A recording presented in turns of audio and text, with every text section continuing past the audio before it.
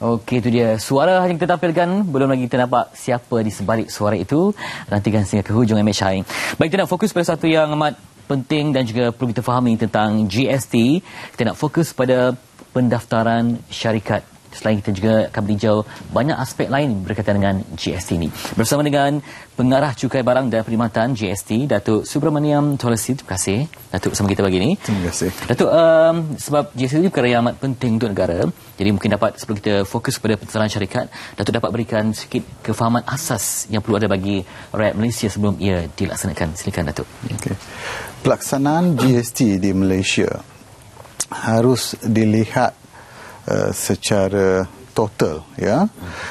Kita tahu pelaksanaan GST ini akan membawa banyak manfaat kepada negara dan juga kepada rakyat, ya, dari segi ekonominya, dari segi pendapatan kepada kerajaan, ya, dan juga dari segi harganya akan menjadi lebih telus apabila GST diperkenalkan nanti. Yang paling penting dari segi faedah kepada negara, pelaksanaan GST ini akan meningkatkan daya saing negara dari segi ekspor. Yang itu sudah tentu akan membawa lebihan pendapatan kepada kerajaan. Ya. Kemudian GST di Malaysia ni tidak seperti di negara-negara lain. Ya. Bila kerajaan umumkan pelaksanaan GST, rata-rata rakyat agak kurang faham. Ya. Mereka mungkin membuat perbandingan dengan negara-negara lain. Dua perkara. Di negara-negara lain, satu kadarnya amat tinggi. Ya, jauh lebih tinggi daripada di Malaysia 600. Di Malaysia 600, di negara-negara lain kebanyakan negara 10, 15, 20, ya, dan sebagainya. Perkara kedua, bukan semua barang dan perkhidmatan dikenakan GST. Itu yang harus dipahami oleh rakyat. Kerajaan telah mengambil kira semasa pengumuman oleh Yang Amat Berhormat Perdana Menteri dalam belanjawan tahun lepas, bulan Oktober, beliau telah mengumumkan barang keperluan asas tidak dikenakan GST, ya. Beras, tepung, gula, daging, minyak masak, sayur-sayuran, ikan.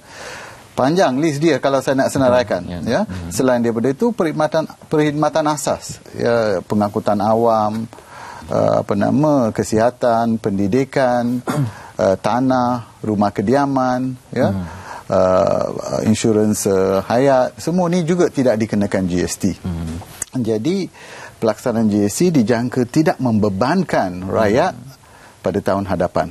Ya, Datuk, mungkin bagi pengusaha IKS contohnya, yang mungkin mengusahakan satu produk yang bukanlah dalam senarai kategori produk yang dikecualikan GST, apakah mereka ini akan menjadi tersepit, Datuk? Ya. Okey, dia sebenarnya GST ini kita perlu faham, ia bukan merupakan satu kos kepada perniagaan. Ya. Itu yang syarikat-syarikat perlu faham, termasuk SME, ya, IKS.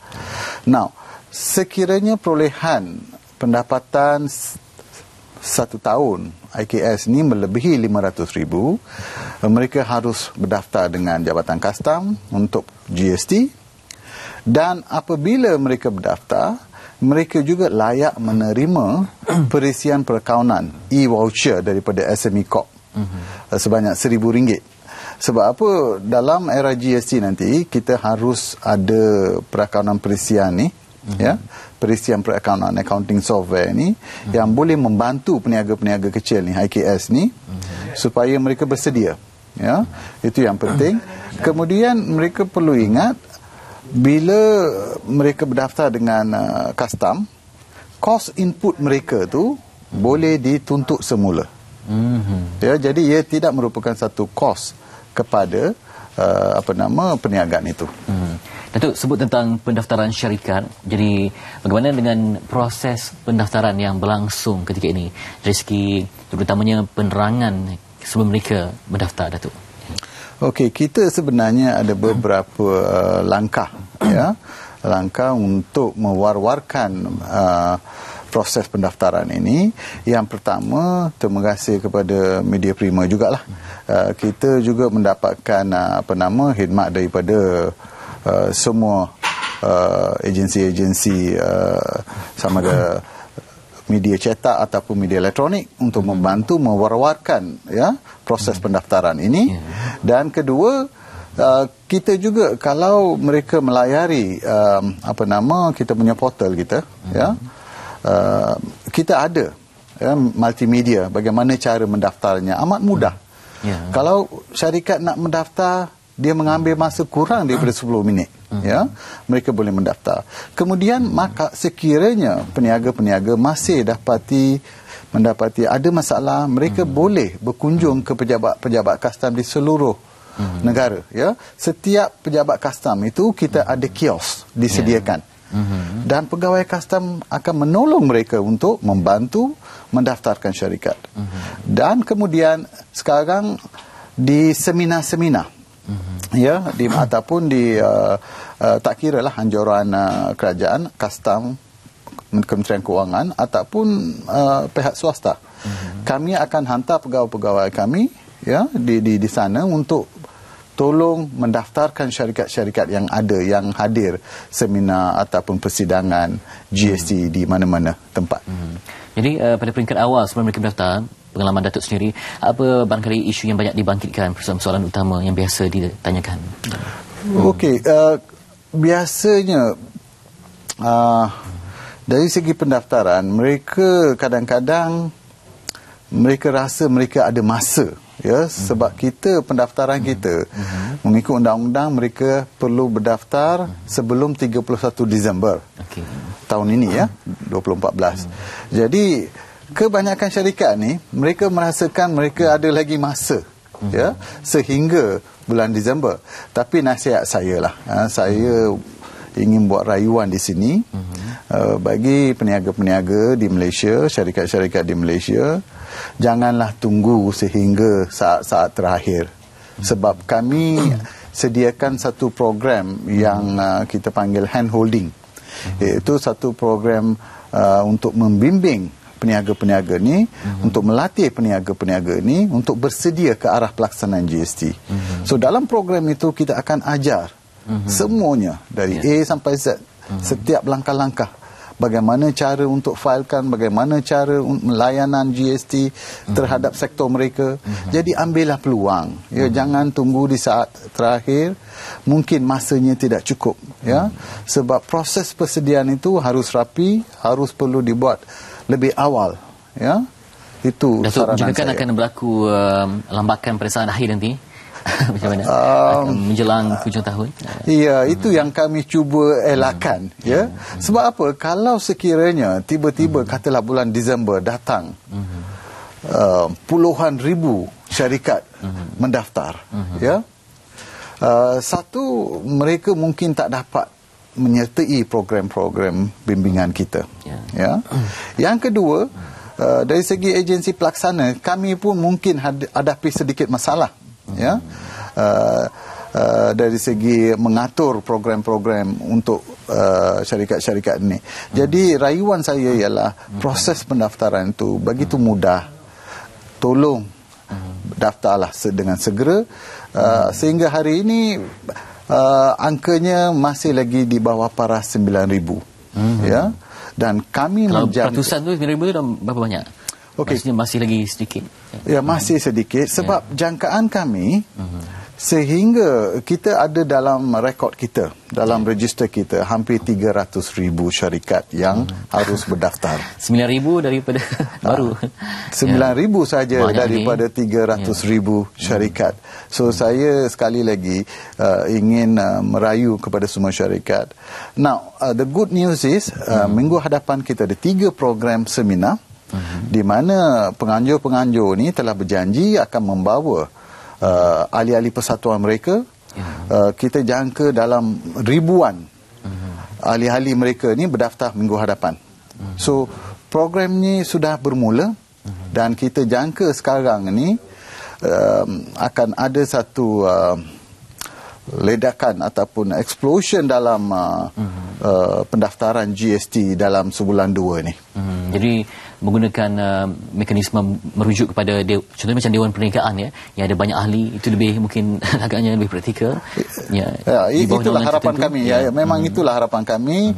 Kita merayu kepada Dewan-Dewan Perniagaan. Sebagai contoh, minggu depan ada Dewan Perniagaan India yang menganjurkan dan dijangka ratusan ya ahli-ahli mereka akan yang menghadiri seminar tu telah berjanji akan mendaftar pada hari yang sama. Itu yang kita mahu, lebih mudah. Secara pukal. Secara pukal, ya.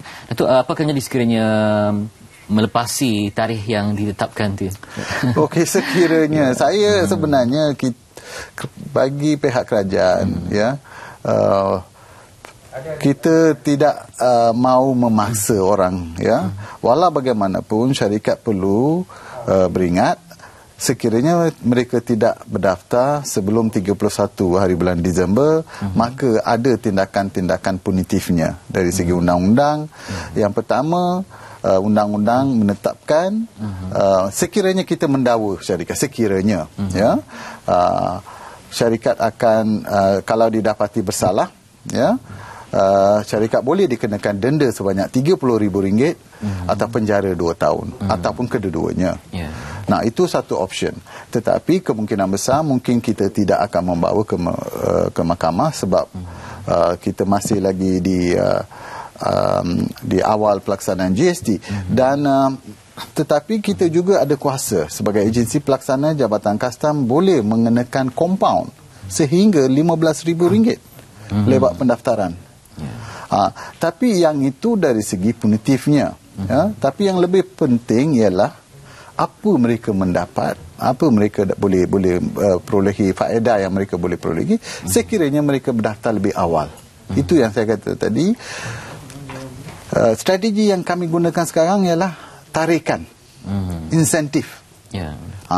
Sebab tu ambillah peluang, jangan tunggu sehingga saat terakhir. Jadi kalau sebut tentang insentif Datuk ya, mungkin dapat secara ringkasnya Datuk. Okey, insentif tadi yang pertama tadi, kalau mereka berdaftar, mereka boleh memohon e-voucher daripada SME Corp sebanyak RM1,000. Dan RM1,000 ni mereka boleh gunakan untuk membeli perisian perakaunan tadi. Ya, yang mana akan membantu mereka untuk bersedia dalam pelaksanaan GST. Ada sistemnya. Ya. Yang kedua, kita akan melatih syarikat-syarikat yang telah daftar ni dari segi the do's and don'ts ya, layanan GST untuk barang mereka, perkhidmatan yang mereka jual, manual persediaan dia ya, apa yang boleh claim input taxnya, apa yang tidak boleh. So benda-benda teknikal ini perlu mereka pelajari daripada sekarang sebab masa pelaksanaan sudah tinggal kurang 8 bulan ya. Dan syarikat-syarikat ambillah peluang yang kami tawarkan. Itu dia pesanan Datuk Subrahmanyam Muttalasi, Pengarah Cukai Barang dan Perkhidmatan GST, memberikan penerangan di mana kita mengharapkan ada berlaku lonjakan dalam segi mereka yang mendaftar ya. Daripada 300,000 hanya baru 9,000 yang mendaftar. Semoga ada perubahan menjelang saat dari saat. Dan kita nanti nak berkongsi ya tadi tentang menu ringkas ketika rumah terbuka. Apa lagi yang boleh kita lakukan? Sebelum nanti kita nak bersama dengan Amirul Syakir orangnya. Dah tahu suara, dah tahu nama tapi belum tahu wajah pemilik suara itu. Semuanya selepas ini di MHI.